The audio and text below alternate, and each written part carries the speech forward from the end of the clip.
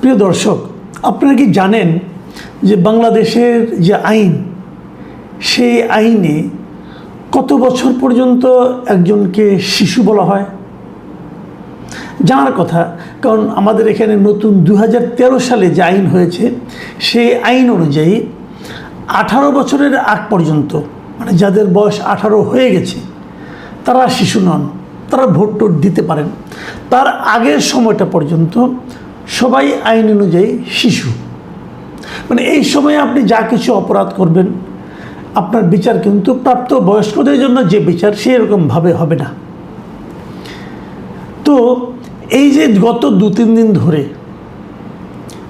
যে আন্দোলন হচ্ছে, শিক্ষামন্ত্রী পদত্যাগ চাই, শিক্ষামন্ত্রী কেন এই অন্যায় করলো, এই যে দাবিগুলো, এগুলো প্রধানত এই আন্দোলনের সঙ্গে যারা জড়িত ছিল, আমার ধারণা এদের একটা বড় অংশ মানে কি, ধরেন আমাদের এখানে যেটা হয়, ইন্টারমিডিয়েট পাস করতে করতে কিন্তু 18ই হয়ে যায়, 18 একটু হয়তো 18-19, এরকম বড় জোর 19-19-এর মধ্যে সবাই ইন্টারমিডিয়েট পাস করে যায়।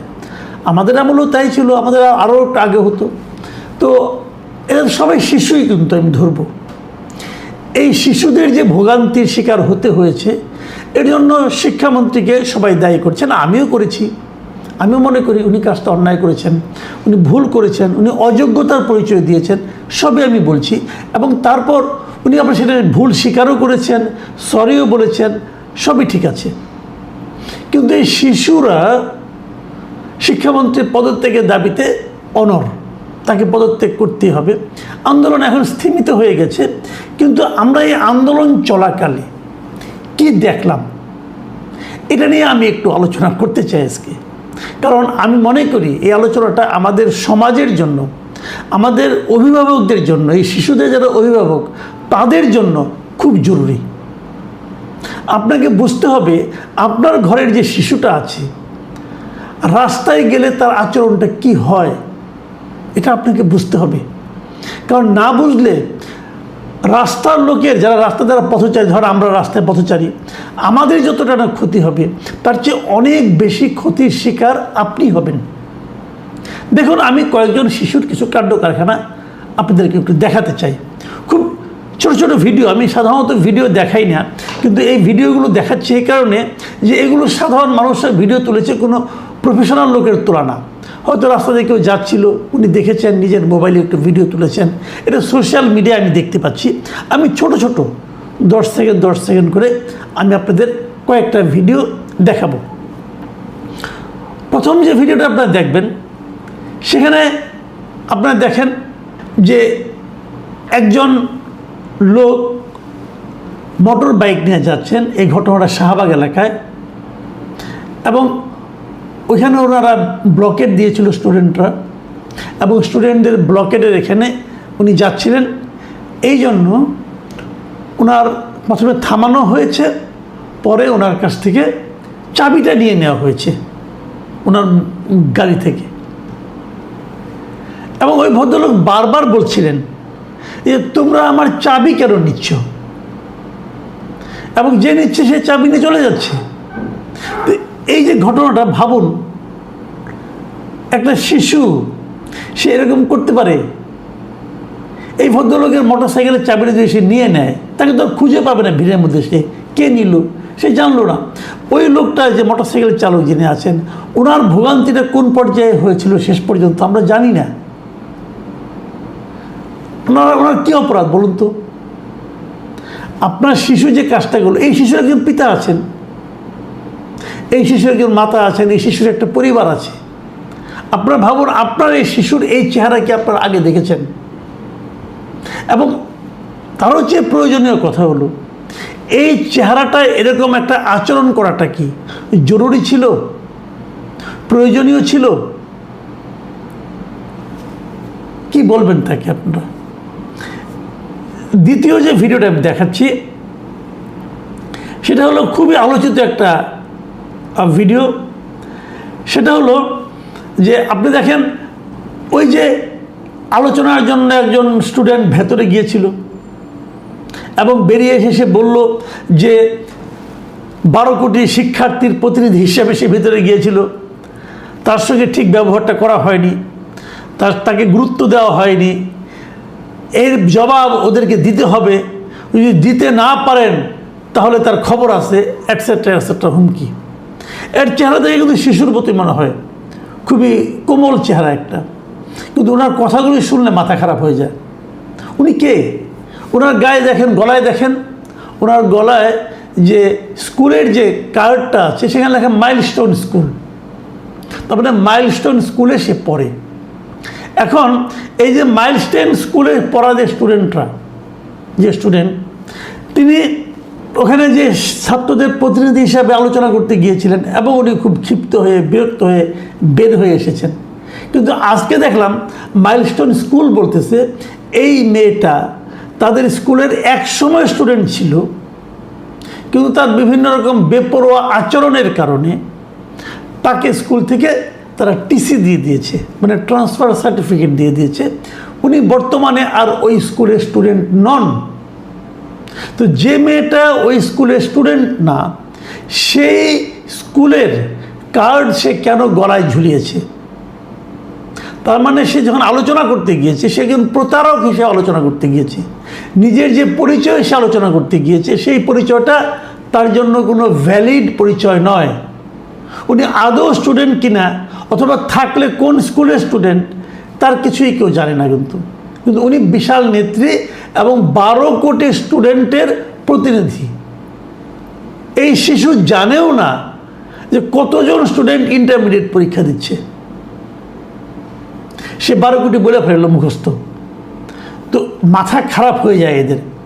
আচ্ছা, এবার আরেকটা দেখাই, এটা আপনারা দয়া করে হাসবেন না, কারণ আমি এখন যে দাড়িওয়ালা লোকটাকে দেখাচ্ছি উনি শিশু, উনি ক্লাস 10-এ পড়েন, উনি ইন্টারমিডিয়েট পরীক্ষাও দিচ্ছেন না। উনি যাচ্ছেন, ওনাকে জিজ্ঞাসা করা হয়েছে আপনি কিসে পড়েন? ওই যে আমি ক্লাস 10-এ পড়ি। তো আপনি এখানে এসেছেন কেন? তো আমার এখানে আসতে হবে, আমি সবার সঙ্গে, আমি আন্দোলনে আছি। কি আন্দোলনটা? আপনার সঙ্গে, আপনি কার সঙ্গে এসেছেন? আমি আমার ভাইয়ের সঙ্গে এসেছি। আপনার ভাই কিসে পড়ে? ও এবার মেট্রিক পরীক্ষা দিবে। তার মানে এই দাড়িওয়ালা শিশু ভদ্রলোক উনি ক্লাস 10-এ পড়েন, এসএসসি পরীক্ষাও দিবেন না, উনি তারও নিচে ক্লাস 10-এ পড়েন। তো ওনার বড় ভাই এসএসসি পরীক্ষা দিবেন, মেট্রিক পরীক্ষা দেবেন উনি বলেছেন। মেট্রিক তো অনেক আগে থেকেই নাই, ধরলাম মেট্রিক পরীক্ষা দেবেন। উনি জানেন না মেট্রিক এবং এসএসসির পার্থক্যটা কি। উনি এসেছেন এইচএসসি পরীক্ষার যে অনিয়ম হয়েছে তার আন্দোলনে যুক্ত হওয়ার জন্য, এবং তাকে জিজ্ঞাসা করা হয়েছে আপনি যে আন্দোলন করতে এসেছেন আপনি কি জানেন কী নিয়ে আন্দোলন? কি জানবো, উনি এটা পরে জানবেন। আচ্ছা, আরেকটা ভিডিও শেষ, এই ভিডিও আর দেখাবো না, এটি শেষ ভিডিও। এটা ছোট্ট একটা ভিডিও দেখুন। একজন বয়স্ক লোককে একটা ছেলে লাথি মারছে। বয়স্ক লোকটা কে তার পরিচয় আমি জানি না, হয়তো কেউ একজন হবেন, অথবা আন্দোলনের প্রতিবাদ করেছিলেন, অথবা রিক্সা চালাচ্ছেন, কিছু একটা হবেন। কিন্তু সে যেই হন না কেন, তাকে যে লাথিটা মারছে সে একটা স্কুল পড়ুয়া অথবা কলেজ পড়ুয়া স্টুডেন্ট। তার চেহারাটা দেখা যাচ্ছে না, কিন্তু তাকে আবার আরেকজন স্টুডেন্ট থামাচ্ছে, কিন্তু উনি মেরেই চলেছে, লাথি মারছে। কেন? আমাদের শিশুরা এত অসহিষ্ণু কেন? আমাদের শিশুরা কেন নিজেদেরকে নিয়ন্ত্রণ করতে পারছে না? কেন তারা উন্মত্তের মতো আচরণ করছে? কেন তারা মিথ্যা কথা বলছে? কেন মিথ্যাবাদীরা শিশুদের মধ্যে ঢুকে পড়ছে? কেন মতলববাজরা শিশুদের মধ্যে ঢুকে পড়ছে এবং যার দায় শিশুদের উপর বর্তাচ্ছে? রাজনীতি আছে এখানে? আমি বলবো অবশ্যই আছে। ওই যে দাড়িওয়ালা শিশু দেখলেন, তিনি সেই রাজনীতির একজন লোক। আমি নিশ্চিন্তভাবে বলতে পারি এই ভদ্রলোক আর যাই হোক ক্লাস 10-এ পড়ে না। আপনাদের কি মনে হচ্ছে আমি জানি না, আমি মনে করি উনি ক্লাস 10-এ পড়েন না। তো উনি এখানে কেন? ছোটোবেলায় একটা প্রবাদ শুনতাম আমরা, যে ওলট পালট করে দে মা, লুটে পুটে খাই। অথবা আরেকটা শুনতাম, ঘোলা জলে মাছ শিকার করা। এখন এখানে কিন্তু সেই জিনিসটাই হচ্ছে। একটা হইচই হবে, একটা অরাজকতা হবে, একটা ভাঙচুর হবে, এর মধ্যে কিছু লোক কিছু বয়স্ক শিশু, কিছু মতলববাজ শিশুধারী নামধারী কিছু গুপ্ত লোক, এরা এই লুটতরাজ ভাঙচুর অথবা কিছু একটা করবে, অথবা সমাজে একটা অস্থিতিশীল পরিস্থিতি তারা তৈরি করবে। এরা কারা? এদের বিরুদ্ধে কী ব্যবস্থা নেওয়া হচ্ছে? যদি আপনি ব্যবস্থা না নেন তাহলে আপনাকে আরও কোনো একটা ছুতা নাতায় কয়েকদিন পরে আরেকটা এই ধরনের ঘটনার মুখোমুখি হতে হবে।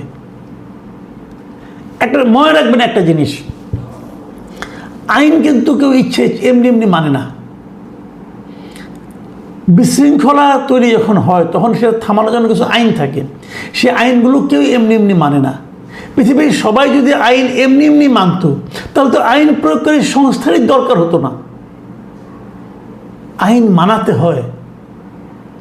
যখন আপনি আইন না মানাতে পারবেন তখন একসময় তখন সেটাকে মব বলা হয়, এবং একসময় এই মব আপনার উপর কিন্তু চলে আসবে। আমরা যখন একটা সুস্থ স্বাভাবিক সমাজের কথা বলি তখন সেই সমাজকে আমরা মনে করি যে সেই সমাজে যারা নাগরিক থাকবে তারা আইন মান্যকারী নাগরিক থাকবে। আর যদি কেউ কেউ আইন না মানে তাহলে যারা আইন মানে তারা ক্ষতিগ্রস্ত হয়, তারা অসহায় হয়ে পড়ে।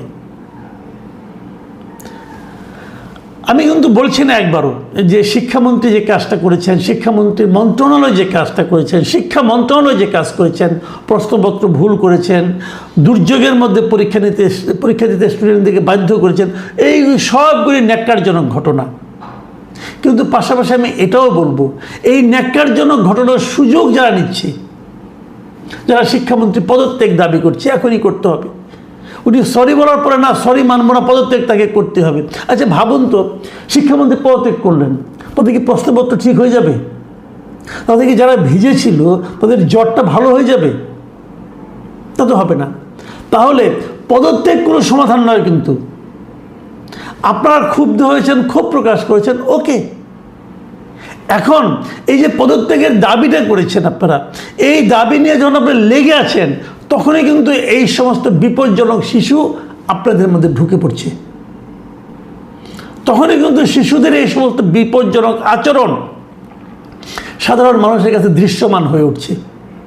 মানুষ এদের উপর বিরক্ত হচ্ছে। আমি প্রথমত বলবো, এটা কেন আসলো? এটা কিন্তু 24-এর গণ অভ্যুত্থান যেটা হয়েছিল তারই বাই প্রোডাক্ট, এটা আমি মনে করি।